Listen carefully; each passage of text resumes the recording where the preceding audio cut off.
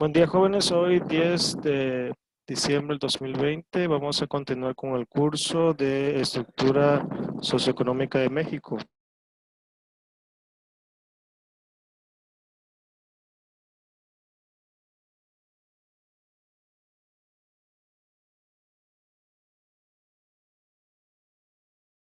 Bueno, ahí aparecieron nuestras calificaciones. Vamos a ver las diapositivas.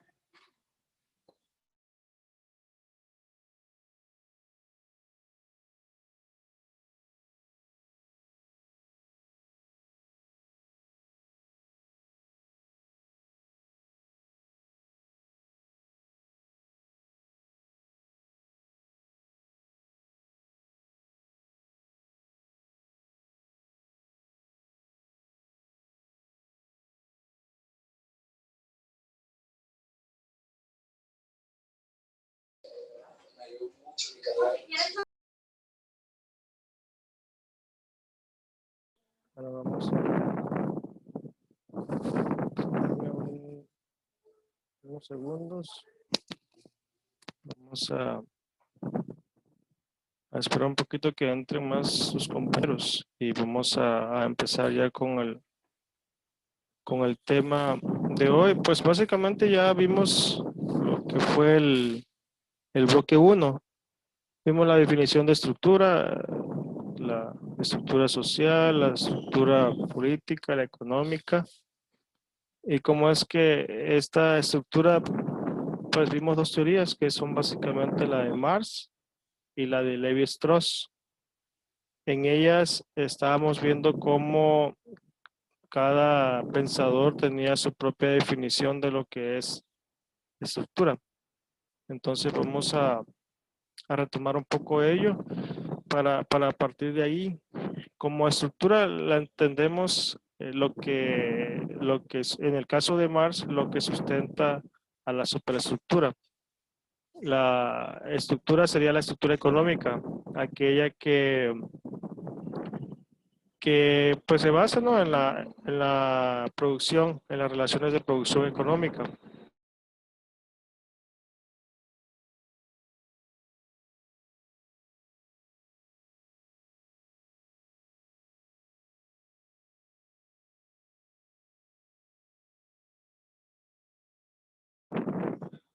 Y para Levi-Strauss, la estructura es, o más bien son aquellas formas de relaciones sociales en las cuales las personas se relacionan entre sí. Les comentaba que no solamente existe esta diferenciación entre las clases pobres y las clases poderosas, sino que también está esta definición de Levi-Strauss, donde él aborda las problemáticas y en general las relaciones entre las personas. Generalmente las relaciones entre las personas son de dos tipos, pueden ser problemáticas o pueden ser no problemáticas. Y siempre uno debe de luchar para tener una sana convivencia, no solamente con los de la casa, sino con los vecinos, con las personas en general, pero para ello tenemos que estar en paz nosotros mismos. Nosotros necesitamos estar en paz con nosotros mismos para poder nosotros llevar paz a otros lugares. Y sobre este último concepto que es la paz, la tolerancia, la armonía, eh, la CEPAL tiene como objetivo analizar las transformaciones económicas y sociales en el mediano y largo plazo de los países latinoamericanos y del Caribe. Es decir, la CEPAL es un organismo que busca medir el bienestar en las sociedades, pero no en todas las sociedades, sino en lo que es propiamente América Latina y el Caribe. Entonces es muy importante que nosotros sepamos para qué está creada la CEPAL. También debemos de tener una visión un poco amplia, ¿no? Y no quedarnos con esas definiciones que vienen muchas veces en los libros, de que, por ejemplo, la ONU, la misma CEPAL, pues tienen como función ahora sí que el bienestar de la sociedad. ya que hay que ver si realmente están cumpliendo con esa función, es decir, hay que ver que si efectivamente la CEPAL, la ONU, la UNICEF, aquí en el caso nuestro en México, hay que ver si realmente están cumpliendo esa función o si no la están cumpliendo, porque muchas veces estas iniciativas quedan meramente en el papel, quedan en el discurso. Entonces hay que ver si efectivamente estas organizaciones están cumpliendo con su función. Bueno, entonces cuando ustedes escriban, cuando ustedes hagan un ensayo, siempre vayan ustedes cuestionando si la definición que se está aplicando, en qué consiste y si se aplica o no.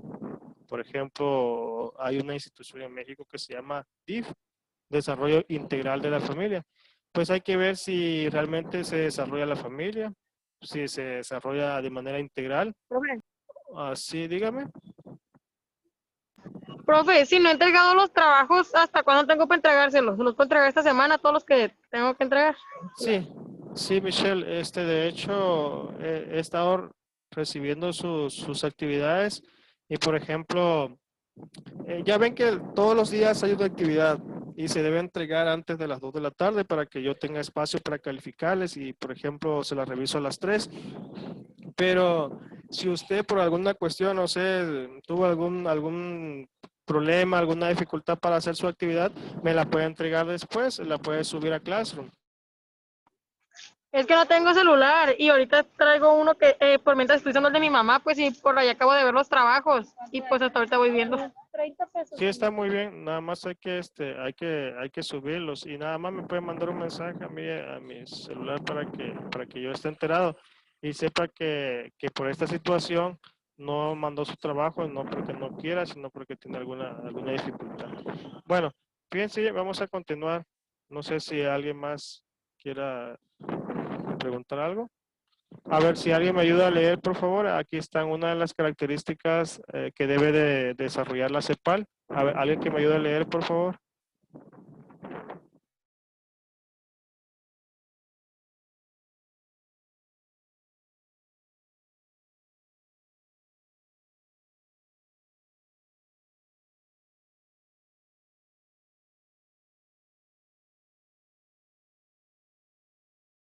A ver, alguien que active su micro para leer las funciones de la CEPAL. Está la número 1, número 2, número 3. Adelante, active su micro.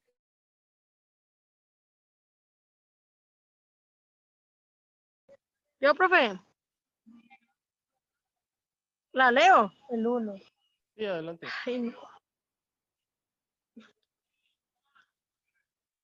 El 1. La inserción de las economías latinoamericanas en el ámbito internacional con la economía específica y los flujos de capital.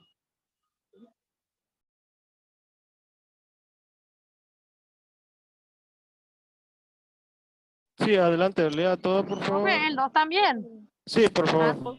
Ok. Dice, la transmisión del cambio tecnológico desde los países que generan conocimiento hacia los nuestros, cuyas inspecciones generan dinámicas que no lo facilitan, la convergencia de los niveles de desarrollo en ausencia de intervención estatal.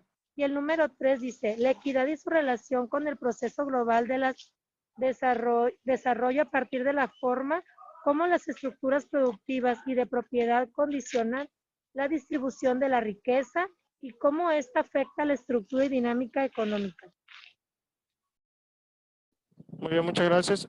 Como ven, esas son las características que debe cumplir la CEPAL, es decir, ver el desarrollo económico, tecnológico y social de las poblaciones en América Latina y el Caribe.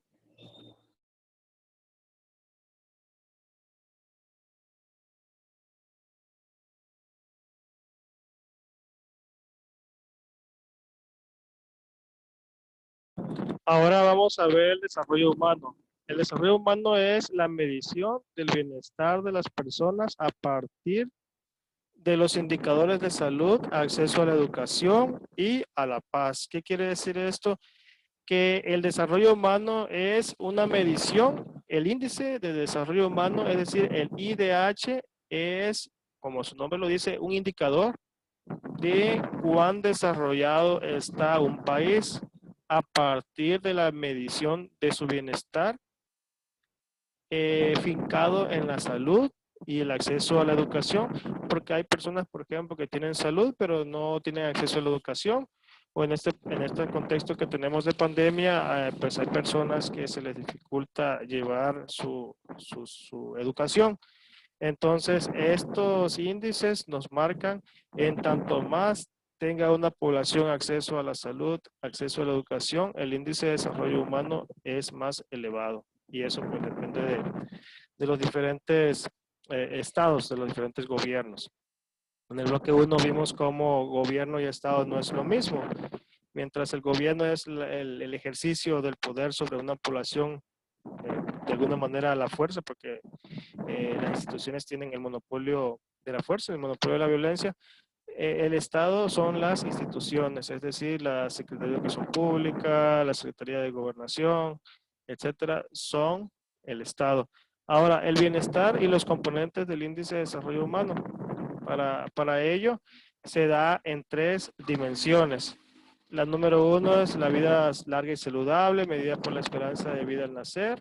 El número 2, el nivel de educación. Y el número 3 es el PIB. Es el Producto Interno Bruto que tiene cada región o cada país, dependiendo de su estandarización medida en dólares estadounidenses. Ahora, en el bloque 2 vamos a identificar los modelos económicos que estuvieron en México entre 1940 y 1982. Este periodo fue de gran problemática, tanto política como social, debido a que se presentó diferentes problemas emanados de la Revolución Mexicana. Recordemos que la Revolución Mexicana va de 1910 a 1940. Y después, cuando ya está entronizado, digamos, el poder en torno al presidente, en torno al partido hegemónico que luego va a ser el PRI, el Partido Revolucionario Institucional, va a haber una serie de violaciones a los derechos humanos en la sociedad y también va a haber una implementación de modelos económicos neoliberales. Bien, son 3 modelos que van a estar presentes en este periodo. El primero va a ser sustitución de importaciones de 1940 a 1954. Otro va a ser el desarrollo estabilizador del 54 al 70 y el compartido, bienestar compartido de 1970 al 82. Vamos a ver que en esta etapa, por un lado hubo desarrollo económico, pero por otro hubo desigualdad social y mucha represión por parte del partido hegemónico en el poder. El primer modelo económico. Acuérdense que todos estos modelos vienen después de la Revolución Mexicana y vienen con el neoliberalismo impulsado desde Washington, desde Estados Unidos. Este modelo de sustitución de importaciones, ¿qué quiere decir? El Estado buscaba defender la industria al interior del país y de alguna manera cerrar la economía hacia el exterior. Pero eso provocó algunas deficiencias, ya que, por ejemplo, había producciones que en México no tenían calidad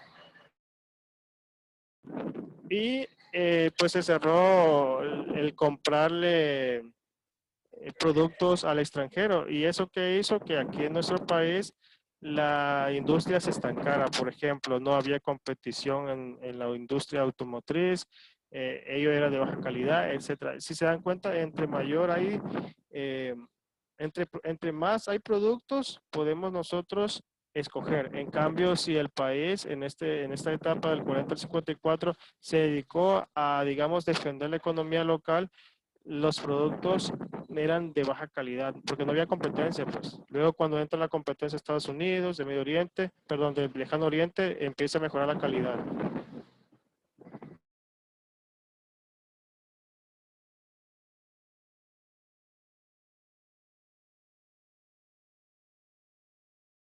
El gobierno va a ser rector de la economía y la política. ¿Qué quiere decir? Que el gobierno, a través del presidente de la República, a través de los gobernadores, es el que va a dictar las políticas económicas y las políticas políticas. Perdón, las políticas de elecciones las políticas de creación de partidos políticos, de creación de asociaciones civiles. Inclusive el mismo Estado, el mismo gobierno va a fomentar la izquierda, va a fomentar los partidos de oposición.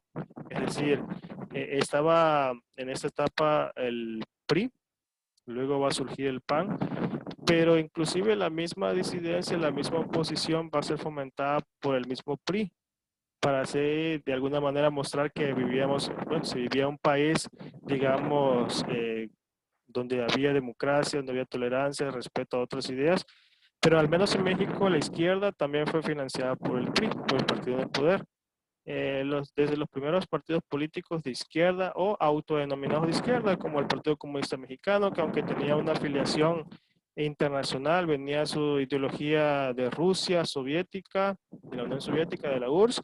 Aquí en lo local era un partido más del PRI, era un satélite, digamos. Y vemos pues de que todo este periodo, desde que surge el PRI con ese nombre, el 1945-46, hasta la fecha, iba a ser un partido hegemónico, un partido que iba a tener mucho poder y que luego va a tener la disputa. Por ejemplo, en el 88-89 con Rufo Pérez en Baja California, gana la gobernatura del PAN, incluso en Culiacán gana la presidencia Sadol Osorio del PAN al principio de los 90, es decir, el PAN como oposición al PRI va a tener algunos curules, algunos gobernaturas, presidencias. Maquio Cloutier anduvo en todos los 80 luchando por llegar a la presidencia, pero siempre el PRI va a tener todo el poder. La reforma electoral de 1976 permitió eso, que otros partidos llamados de izquierda o de centroizquierda o progresistas pues entraran al juego político. Por ejemplo, el Partido Comunista Mexicano, el Partido de los Trabajadores, el Partido, el PAR, el PSS, que luego va a ser el PSUM, Partido Socialista Unificado Mexicano. Es decir, toda esa izquierda que va a surgir del PRI también va a ser cobijada por el mismo partido hegemónico en el poder. Digamos que van a ser satélites de ellos. Pues.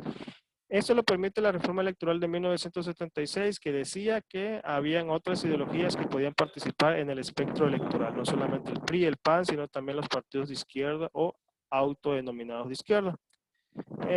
Aquí tenemos que en la década de los 40 y los 80, la población total eran 19 millones, poco más de 19 millones de personas. En 1980 van a ser 66 millones, es decir, va a triplicar casi la cantidad de población. Mientras los hombres eran casi 10 millones, bueno, eran 9.689.201, las mujeres en 1940 eran 9.965.350, mientras que en los 80 ya va a subir tanto la cantidad de hombres como mujeres, pero si se dan cuenta en los 40 van a haber más mujeres que hombres y en los 80 también, y en la actualidad sigue habiendo más mujeres que hombres, y vienen otros índices, por ejemplo la tasa de crecimiento, cuántos vivían en el campo, cuántos vivían en la ciudad, la esperanza de vida era de 38.8 años, en mujeres 39.8 y en hombres 37.7, mientras que la esperanza de vida en los 80 era de mujeres 68.1 y el de hombres 62.3. Y pues vienen las principales causas de defunción, viene la mortalidad infantil, vienen todas estas estadísticas que ustedes pueden consultar en el libro de texto. Bien, entonces, fíjense bien cómo es que todo esto, ¿para qué nos sirve? Bueno, la esperanza de vida, el PEA, el PIB, el alfabetismo o analfabetismo nos sirven para saber qué tan desarrollado o no está nuestro país. Porque entre más esperanza de vida haya, entre más educación, entre mejor acceso a la educación y una educación de calidad, eso nos va a permitir a nosotros saber que tenemos una sociedad que tiene buen índice de desarrollo humano. Pero acuérdense que desarrollo y progreso no siempre son buenos indicadores. Es decir, una persona, una sociedad puede tener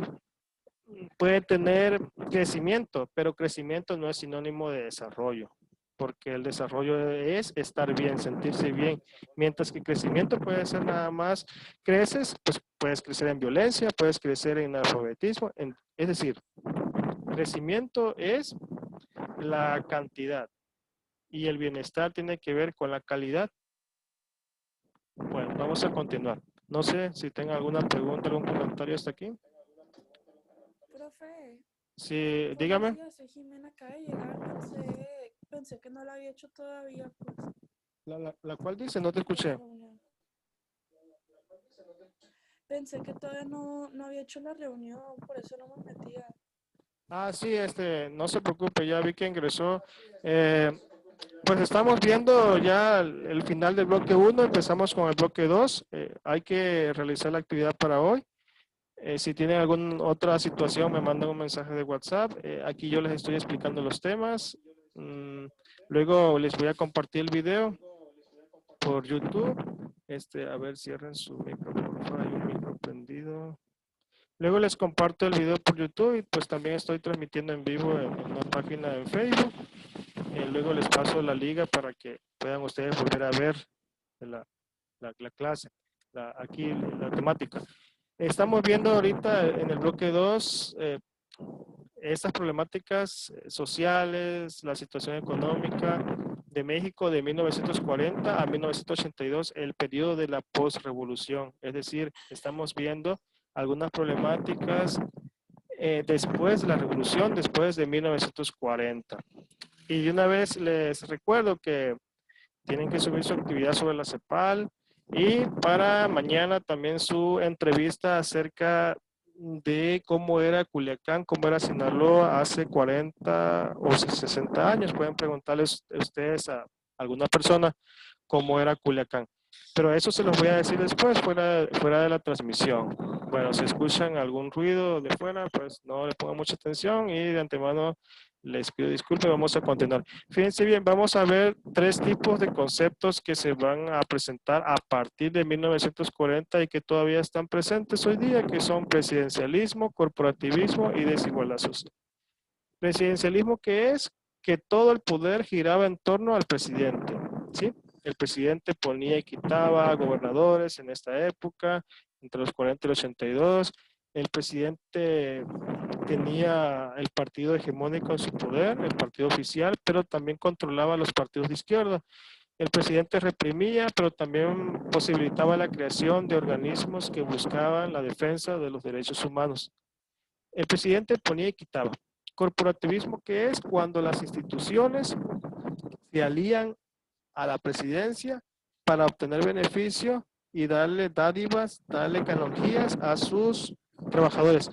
¿Esto qué quiere decir? Que, por ejemplo, hay una institución que se lleva bien con el presidente y gracias a esa buena relación obtiene plazas, obtiene ingresos económicos. A eso se le llama corporativismo.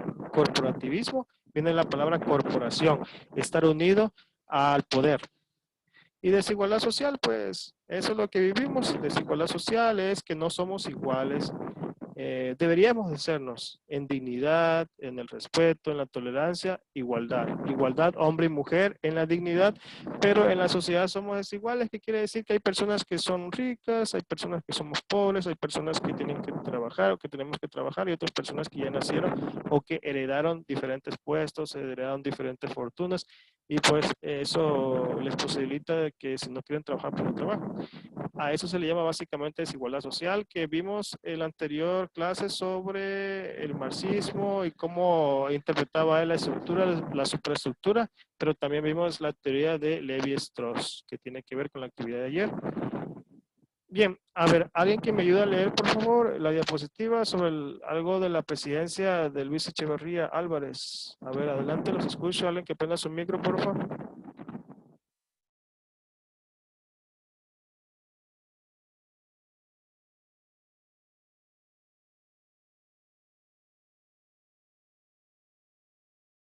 A ver, jóvenes, para que participen. Adelante.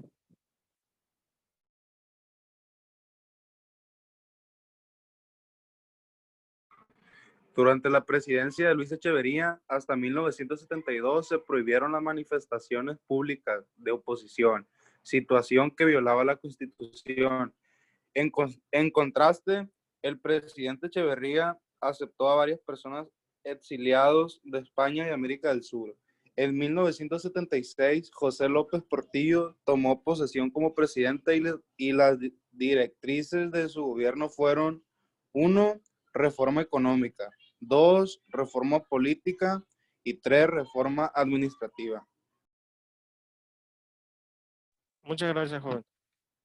Bien, ¿qué quiere decir esto? Entonces, que durante el gobierno de Luis Echeverría se prohibieron a través de las leyes la manifestación pública, es decir, tú no podías ir a manifestar, como ocurrió hace poco con las jóvenes que fueron a pintarrajear el hemiciclo Juárez. No podías hacer eso, está prohibido por la ley. Pues, ¿de qué se te acusaba? De ingobernabilidad de una persona que desestabilizaba el orden. Entonces, bajo esa premisa, se le prohibía a las personas manifestarse. Ahora uno pues se puede manifestar, puedes tú expresar lo que tú quieres, lo que tú sientes, claro, siempre con respeto, ¿no? Ahora, por un lado, Luis Echeverría prohibía las manifestaciones, pero por el otro aceptaba personas que venían sufriendo represión de España, como en el caso que también lo hizo Lázaro Cárdenas, como en el caso de los españoles que sufrieron entre el 36 y 1945 el franquismo. En Chile, en Argentina, hubo muchos desaparecidos, muchos golpes de Estado, entonces en estos países de América del Sur tuvieron que emigrar hacia diferentes regiones, diferentes lugares. En el caso de México, Luis Echeverría los aceptó como los había aceptado Lázaro Cárdenas. Es decir, por un lado el presidente prohibía las manifestaciones, pero por otro aceptaba personas que salían huyendo de sus lugares de origen, principalmente en Guatemala, El Salvador, Nicaragua, Chile, Argentina, inclusive Uruguay. Hoy día todavía hay personas que salen de sus lugares huyendo. Hace poco, bueno, hace relativamente poco, ¿no? Hace como un año me tocó platicar con un migrante que venía de Honduras.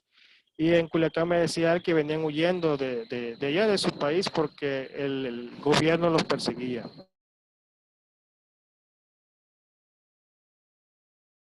Ahora bien, José López Portillo, los presidentes no se mandan solos. Ellos obedecen a las grandes transnacionales, a las grandes políticas que vienen de la ONU, que vienen de la OCDE, de las grandes transnacionales como Walmart, Pepsi, Coca-Cola, Chiquita Brands. Y los presidentes hacen lo que las grandes firmas les piden. En este caso, López Portillo en el 76 impulsó una serie de reformas que van a cambiar el panorama del país y que nos han afectado hasta hoy día. Incluso, por ejemplo, la reforma económica, la reforma política, en la cual se permitía de alguna manera a los partidos de izquierda, que ya les había comentado, participar en el proceso electoral. Y también una reforma administrativa, es decir, su política se rigió en 3 ejes: cambios en la economía, cambios en la política y cambios en la administración pública. Pero esto respondía a intereses neoliberales. Bien, entonces van a surgir partidos denominados de izquierda que van a participar en el espectro político mexicano, como el Partido Demócrata Mexicano, el Partido Comunista Mexicano y el Partido Socialista de los Trabajadores, que era de filiación trotskista. Y los primeros dos de filiación comunista, al menos en el nombre. Pero la ideología, les digo, era otra cosa. Movimientos sociales. Bueno, les iba a comentar el caso de Sinaloa, de los partidos de izquierda, pero hasta ahí nada más en los 80. Bueno, ¿qué es un movimiento social? Un movimiento social es Rudolf Heberle afirmó en 1951, un movimiento social es un actor colectivo que interviene en el proceso de cambio social. ¿Qué quiere decir? Un grupo de personas que buscan cambiar la sociedad. Lang en el 61 dijo: los movimientos sociales son iniciativas colectivas destinadas a realizar cambios en el orden social. Básicamente lo mismo, gente que se reúne para buscar cambios. Recientemente tuvimos un cambio en México con el Movimiento de Regeneración Nacional, liderado por el actual presidente, un proceso un poco similar a lo vivido en Centroamérica. Bueno, y aquí vienen movimientos sociales. Aquí tenemos estos 3.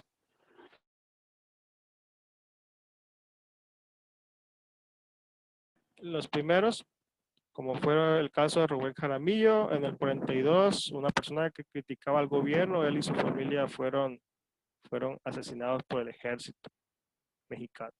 La caravana del hambre del 51, que se desplazaron desde Coahuila hasta la Ciudad de México, los ferrocarrileros entre el 58 y 59, con Valentín Campa y otros luchadores, Demetrio Vallejo, si mal no recuerdo.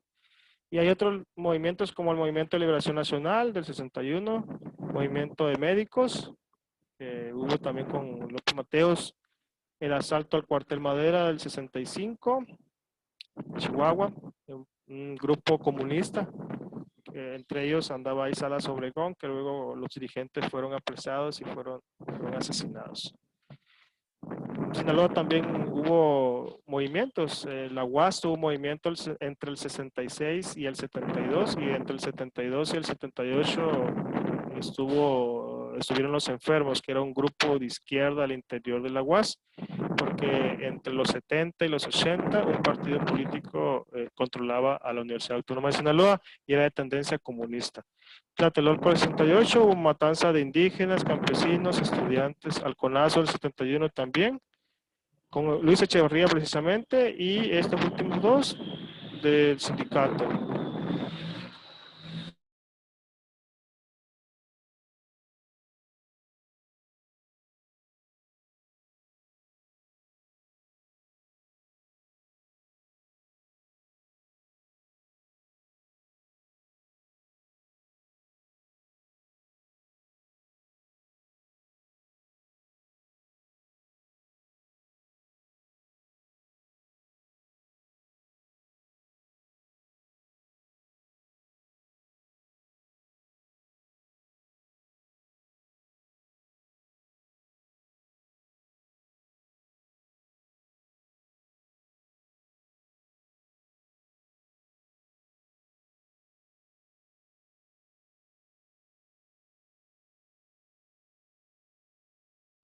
Mientras yo reviso aquí, vayan viendo si tienen alguna duda sobre sus actividades, por favor. Vayan checando sus calificaciones. Denme un minuto, ahorita voy a ver algo aquí en la transmisión.